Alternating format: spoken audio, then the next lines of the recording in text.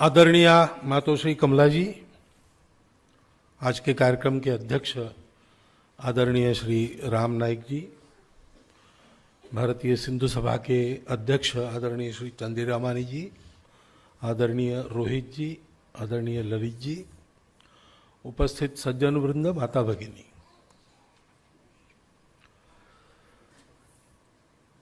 श्रीमान स्वर्गीय राजपाल जी का उनकी जानकारी या उनके दर्शन का सौभाग्य मुझे कभी मिला नहीं। फिर जब ये बात आई, देसाई जी ने बताया कि इसे एक पुस्तक लिखी जा रही है, उसका लोकार्पण हो, तो हाँ कहने के पहले भी मेरे मन में तो हाँ हो गई थी। इसका एक कारण तो यह है कि पिताजी के मुख से मैंने कुछ कुछ सुना है, और ये संबंध जिसका आडवाणी जी ने उल्लेख किया, भले ही वो बादरायण संबंध ही हो, मैंने प्रत्यक्ष उनको नहीं देखा, पिताजी वो साथ काम करते थे। परंतु दूसरा कारण ये भी है कि उनकी जानकारी आज तक अधिक प्रकाश में नहीं आई थी। सिंध कट गया,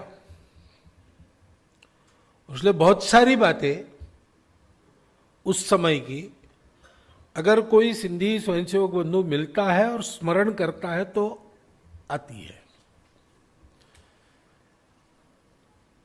लिखना चाहिए, सबके लिए उपलब्ध कराना चाहिए, लेकिन अब जैसी ये कठिनाई हुई कि अब ये काम हुआ तो उसके अधिकृत जानकारी देने वाले मिलना कठिन हो गया, इतना वो पुराना हो गया। और इसलिए ये एक जानकारी इस रूप में आएगी सामने तो लोकार्पण से ज्यादा कुतूहल, क्योंकि जब हाँ कहता हूं तब मैन्युस्क्रिप्ट पढ़ने को मिलता है, बाद में पुस्तक भी हाथ में आती है, तो हमको भी जानकारी मिलती है और ये जानकारी बड़ी प्रेरणादायक रहती है। जो बार बार कहा गया है कि इसका उद्देश्य यह है पुस्तक का कि इसके प्रकाश में हमारा भी जीवन बने, और ये बहुत आवश्यक बात है, क्योंकि अब वो जमाना पुराना हो गया ना। मैं स्वयं 1950 का जन्मा हूं, मैंने देश का विभाजन देखा नहीं। किस परिश्रम और त्याग के साथ उस समय की पीढ़ी ने लड़ाई लड़ी और हमको स्वतंत्रता मिली, ये हमने देखा नहीं है। वो जो सब उस समय हुआ, उसके जो अच्छे फल है उसका लाभ हम प्राप्त कर रहे हैं। जैसे पूर्वज बड़ी स्टेट कमाए और छोड़ जाए और फिर लड़के बच्चे उसके आधार पर आगे बढ़े, ऐसा हमारा है। किसी ने किए परिश्रम के कारण जो कुछ अच्छा उत्पन्न हुआ है उसका लाभ हमको मिल रहा है, उसमें गलत कुछ नहीं है, ये होता ही है, ऐसे ही होना चाहिए। परंतु ऐसे जब होता है तब ये स्मरण रहना चाहिए कि आज हमको ये जो सारा लाभ हमारे चारों ओर दिख रहा है उसके लिए कितना परिश्रम हुआ है। 8वीं के क्लास में अंग्रेजी की किताब में हमारे लिए एक पाठ था, तो आयाज नाम का कोई दीवान था, एक सुल्तान का, और बड़ा अच्छा था, कार्यकुशल था, सद्भावी था, सारी बातें। इसलिए सुल्तान का बहुत बड़ा विश्वास और प्रेम उस पर था। तो जैसा राजनीति में होता है कि कोई जरा ऐसा प्रिय होने लगा तो बाकी लोग जलने लगते हैं, तो ऐसे बाकी दरबार के लोग जलने लगे और उन्होंने जरा जमा किया इधर उधर से रिकॉर्ड, और फिर सुल्तान को जाके बताया कि आयाज है ना, ये कुछ गड़बड़ कर रहा है, कुछ षड्यंत्र रच रहा है। सुल्तान ने कहा संभव नहीं है, 100% खरा आदमी है। तो नहीं, रोज रात को 12 बजे ये घर के बाहर जाता है, शहर के चोर दरवाजे से जंगल में कहीं जाता है। तो 2-3 बार तो अनसुनी कर दी, लेकिन बार बार बताने लगे लोग, तो फिर एक दिन सुल्तान भी भेष बदलकर रात को 12 बजे उसके घर के पास छुप गया। तो देखा उसने कि 12 बजे वो आया बाहर चोर दरवाजे से, उसका पीछा करने लगा सुल्तान। तो बस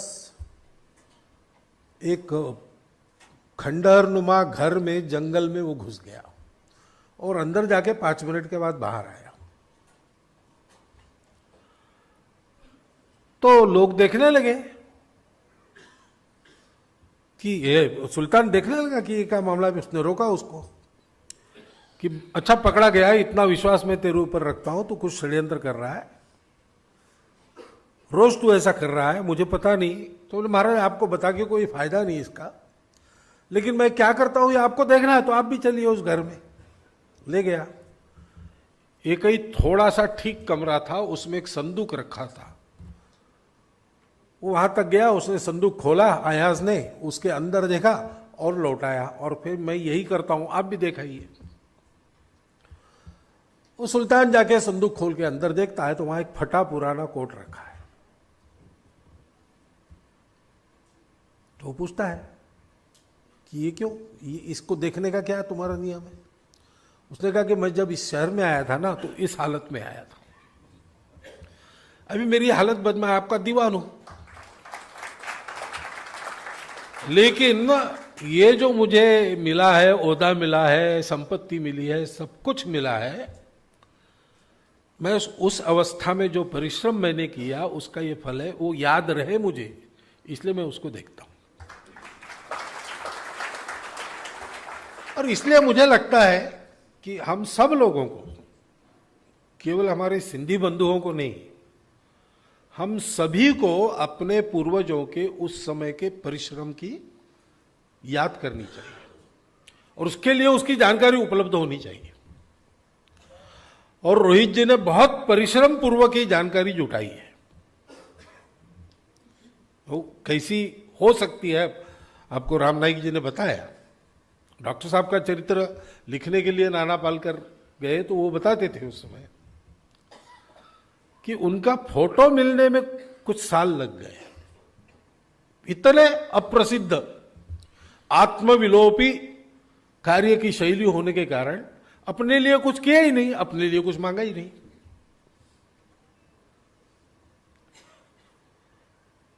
और इसलिए ये जानकारी पाना और कठिन हो जाता है, क्योंकि जब ये लोग काम करते हैं तब लोगों को वो इतने दूर के उतने ऊंचे लगते नहीं।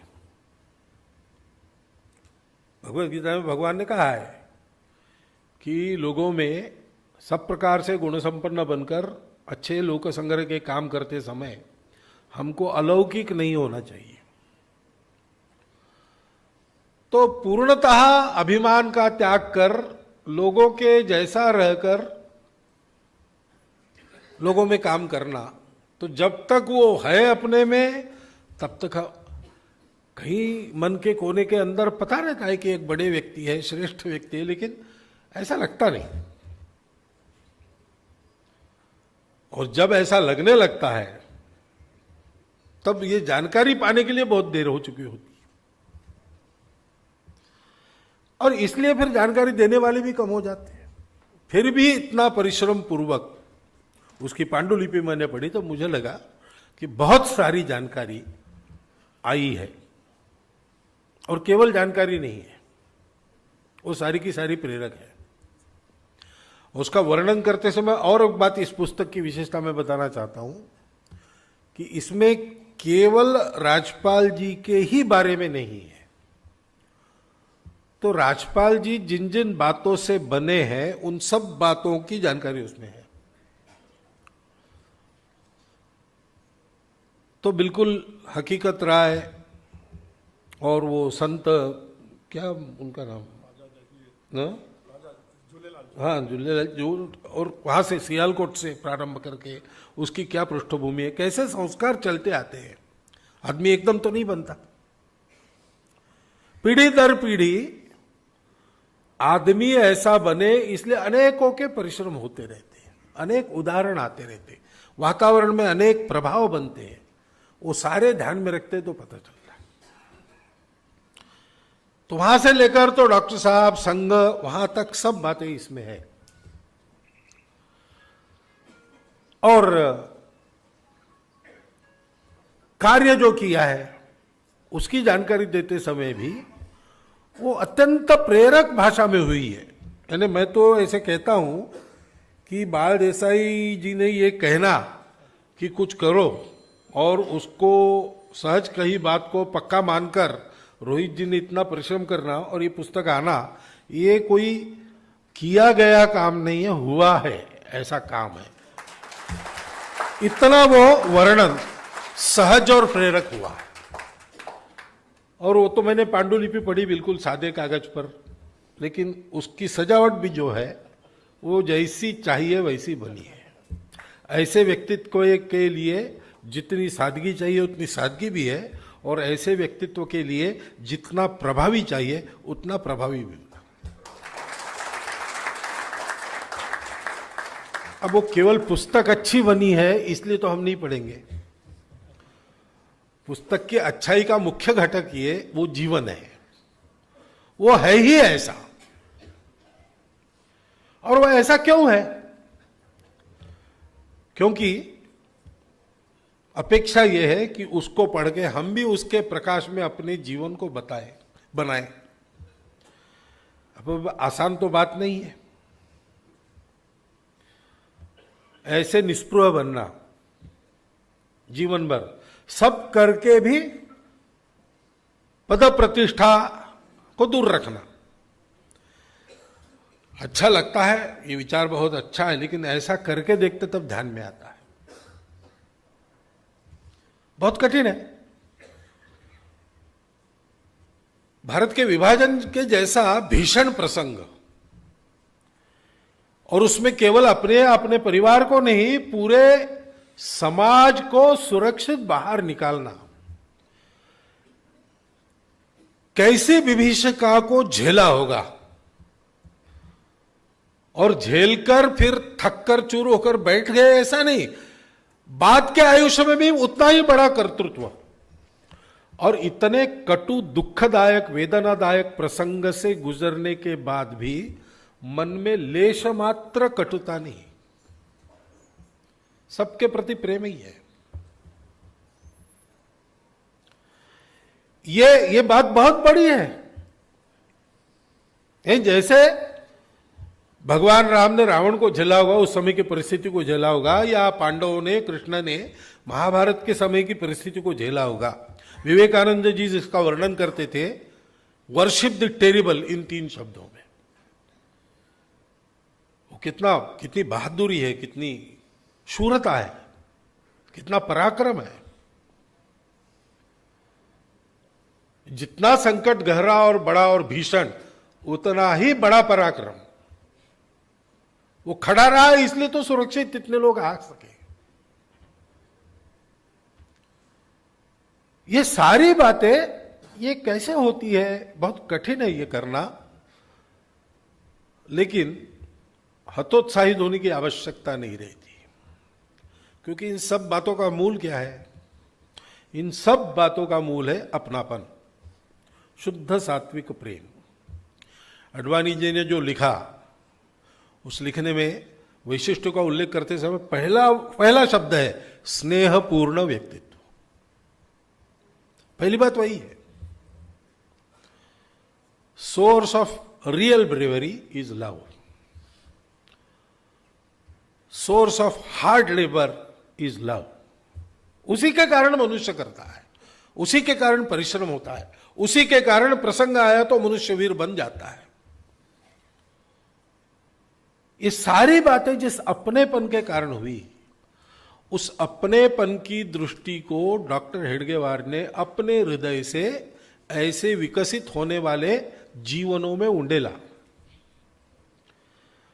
और इसलिए कितने ही ऐसे, एक गीत में जैसे कहा है, तेजोमय स्वयं सिद्ध अगणित प्रतिबिंब डॉक्टर साहब के खड़े हुए।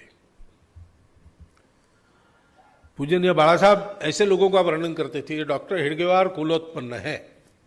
वैसे तो हम सभी हैं, लेकिन डॉक्टर हेडगेवार कुलोत्पन्न कहलाने का अधिकार जिन लोगों ने पाया, उनकी गणना में इनकी गणना होती है राजभवन में।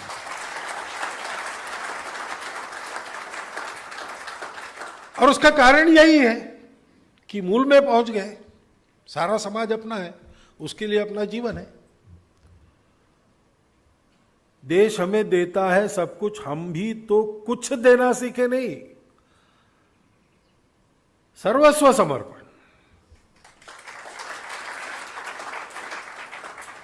जीना है, सारा जो कुछ करना है वो उसके लिए करना है। देश, धर्म, संस्कृति, समाज, ये भगवान है, उसकी आराधना में स्वकर्म कुसुमों की माला उस समाज पुरुष को पहनाए, जैसा ज्ञानेश्वर में कहते हैं। ऐसा ज्ञानपूर्वक बहुत भक्ति से कर्मयोग का आचरण करके लोक संग्रह करने वाले इन कार्यकर्ताओं के हृदय का अपनापन अगर हम ले ले थोड़ा सा और विचार करें तो कितनी बातें ठीक हो जाएगी।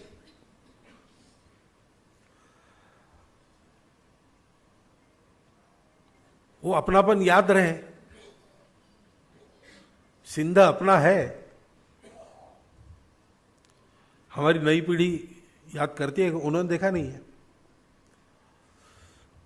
आज जो प्रौढ़ पीढ़ी है उन्होंने कम से कम देखा है, लेकिन जवान पीढ़ी ने देखा नहीं है। वो तो यही जन्मे है, यही पले बढ़े हैं, यही विकसित हुए हैं। उनको याद करना पड़ेगा, भाषा अपनी याद रखनी पड़ेगी। ये मेरा है, इसके भले बुरे का दायित्व मेरे ऊपर है, इसको भूलना नहीं है, इसको प्रेम से याद करना है।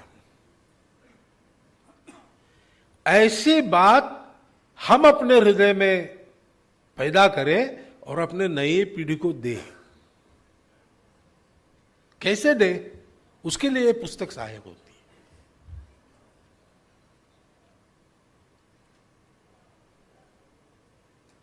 सौभाग्य की बात है कि सामान्यतः सिंधी समाज के उजड़कर आए हुए सभी व्यक्ति, लगभग सब अच्छी अवस्था में यत्र तत्र बैठ गए। लेकिन बैठ गए तो भी वो याद रहना है। एक न एक दिन वहां फिर से हिंदू सिंधी दिखना है।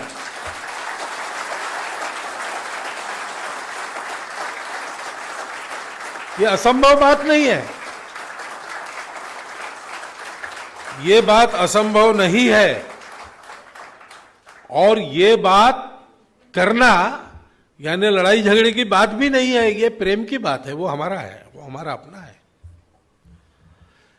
इस अपनत्व के कारण जब जैसी परिस्थिति होगी उसमें उचित प्रकार से उद्यम कर सबको जोड़कर हम फिर से अपना खोया हुआ पा सकते हैं। इस्राएल ने बता दिया है करके।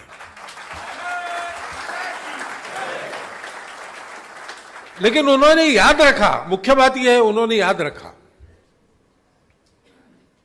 1800 साल याद रखा। 1800 साल नहीं हुआ, लेकिन उन्होंने भूला नहीं, उन्होंने छोड़ा नहीं। जाने तो बेकार की बात है, ऐसा कहा नहीं। उन्होंने याद किया, अगले साल अगले साल अगले साल, ऐसा 1800 साल करते रहे और हो गया। उसके लिए परिश्रम किया, अपनत्व के कारण किया, अपनी भाषा के लिए। हिब्रू भाषा मृत भाषा थी, कोई बोलता नहीं था। उसको आज ऐसे प्रस्थापित किया है कि सारी शिक्षा उनकी, उच्च शिक्षा भी हिब्रू में होती है। लेकिन कैसा, एक प्रोफेसर साहब नया इस्राएल बनने के बाद बाजार में गए बैंगन खरीदने। बैंगन के लिए हिब्रू शब्द मालूम नहीं था। वो वापस आए, पत्नी को पूछा वो बैंगन को हिब्रू में क्या कहते हैं, उसको मालूम नहीं था। लाइब्रेरी में गए यूनिवर्सिटी में, किताब ढूंढे, शब्दकोश ढूंढे, नहीं मिला।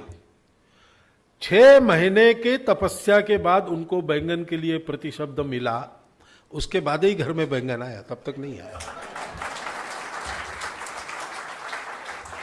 अब इतने आग्रह पूर्वक, क्योंकि नहीं मेरी भाषा है, मुझे मेरी भाषा में बोलना है, मेरी भाषा में बैंगन के लिए शब्द नहीं, ये कैसे हो सकता है? ये सारी अब छोटी बात है, और वैसे तो हंस भी देंगे हम इस पर, लेकिन इसके पीछे बहुत बड़ा प्रेम है। ऐसे छोटे छोटे आग्रहों को मन में पालकर और धीरे धीरे एक बड़ा काम हो गया। कैसे कैसे व्यक्ति थे उस समय के, राजपाल जी जैसे, वो कोई बहुत बड़े प्रसिद्ध व्यक्ति नहीं थे, उस समय के प्रसिद्ध लोग अलग थे। ये जो सारी प्रतिभाएं थी वो तो सामान्य लोगों में छुपी दबी पड़ी थी, सुप्तावस्था में थी। उत्फुल्ल कमल जैसा एक पूर्ण स्वरूप उनका प्रकट हुआ और उसने अपना एक असामान्य कर्तृत्व उस समय किया, और इतना कर्तृत्व करने के बाद भी उसके प्रसिद्धि का एक भी शब्द उस समय उनको नहीं मिला, फिर भी उनको कुछ नहीं लगा।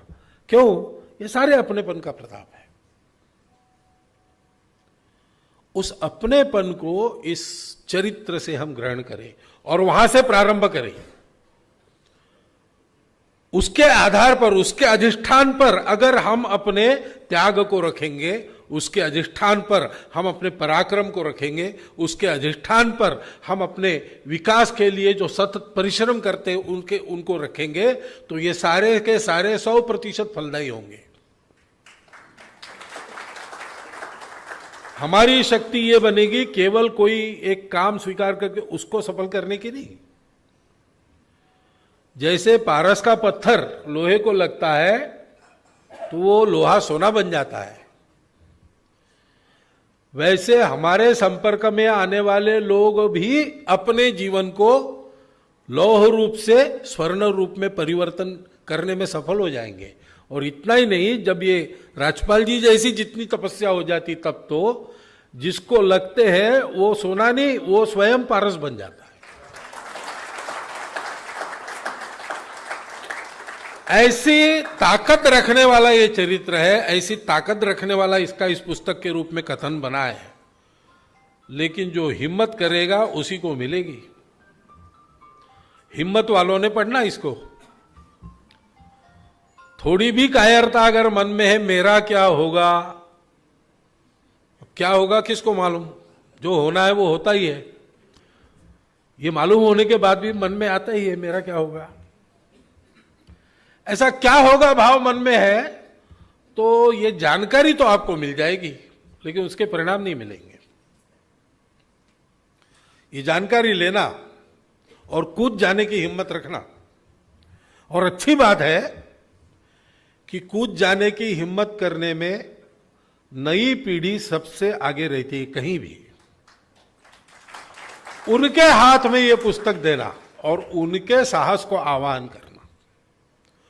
तो इस पुस्तक के लेखन के पीछे जो उद्देश्य है वो उद्देश्य समग्र सफल संपूर्ण होगा, वैसा वो हो, इसलिए इस पुस्तक का अच्छा प्रसार हो। आज तो आपको वितरित की जा रही है, लेकिन कल ये ऐसी बने कि लोग इसको ऑर्डर दे देकर, मंगवाकर, खरीदकर पढ़े, और 100 पढ़े उसमें से एक भी कुछ करे तो एक एक का जीवन ऐसा बनेगा कि हम अपने पवित्र भारतवर्ष को अखंड विश्व गुरु परम वैभव संपन्न स्वरूप में इसी जीवन में इन्हीं आंखों से देखेंगे। ऐसा दिन सबको देखने का सौभाग्य हम सब लोगों को इस पुस्तक के वाचन के कारण प्राप्त हो, एक शुभकामना आप सबको देता हूं और सभी का अभिनंदन करता हूं। एक सुंदर पुस्तक, एक तरह से एक ट्रेजर हमारे हाथ में मिला है इस पुस्तक के निमित्त। आप जरूर उसका लाभ लीजिए। धन्यवाद।